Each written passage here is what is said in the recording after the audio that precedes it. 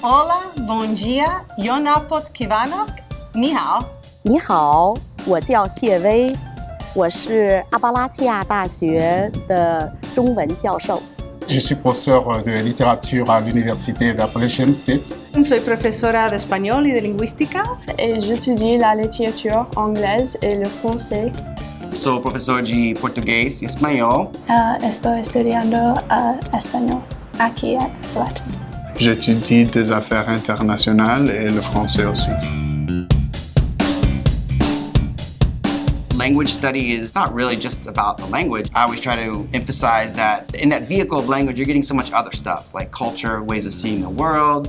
If you're studying Japanese, German, French, Mandarin, Russian, there's absolutely opportunities to go to countries where those languages are spoken and actually have an immersive experience. You get to go to beautiful places, you get to make wonderful friends, and you get to make connections with professors that will stay with you the rest of your life. All my French professors, I've had them multiple times. I know them very, very well. So here at Appalachian, if you're getting involved in the language department, it's very small, it's very close-knit, and you're not just getting involved in a major, you're getting involved in a family. I think that studying language and culture is extremely important thing for students my age and even people in general, just because it's a very important way to get to know people.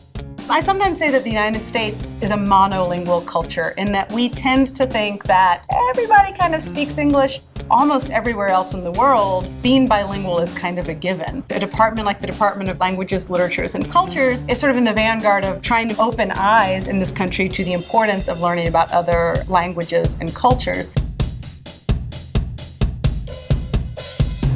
Anything worth doing in this world is going to challenge you.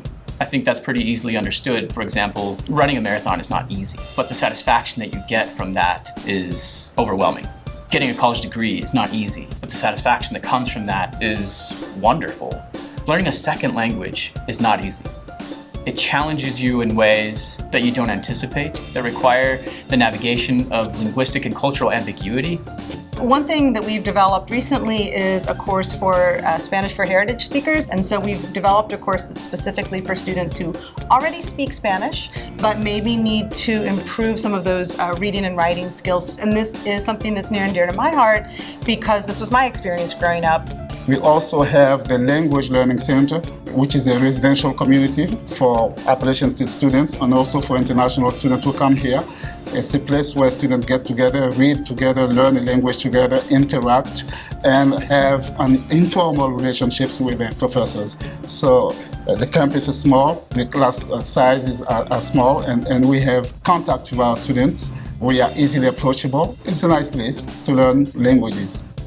Something that's really important about learning a second language is being willing to be humble enough to step in uncharted waters and just immerse yourself in a different language, a different culture, and be okay with not being able to communicate everything you're thinking or feeling.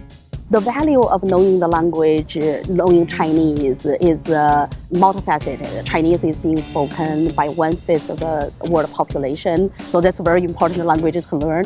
But also it's the practical use of language because the graduates go on to very successful careers. It really opens up doors with international business because I can work for an American company but be a sales rep in another country, France, Belgium, Switzerland, just to name a few countries who speak French. But not only that, anywhere in Latin America, anything like that. The more languages you speak, the more people you meet, the more friends you make, the more communities you learn to live with. And I think that this is rewarding. I think my favorite word in Spanish is libélula, which means dragonfly. And it's mostly about the way that it sounds. Libélula, just a beautiful word. And then probably in Portuguese, one of my favorite words is pipoca, which means popcorn. My favorite phrase in French is actually je me fais suer, you're making me sweat, which is essentially you're driving me crazy. I've always really loved the word chisme. In Spanish, it means gossip or jokes. Es pan comido. It's literally translated as it's eaten bread. It's so easy. It's bread that's already been eaten. You don't even have to chew. C'est pas grave. And it's kind of just it's okay, it's not a big deal, it's not serious. C'est pas grave. Ci amo, which means I love you. I think it's cute and it is nice to hear. 人再见 It's a goodbye.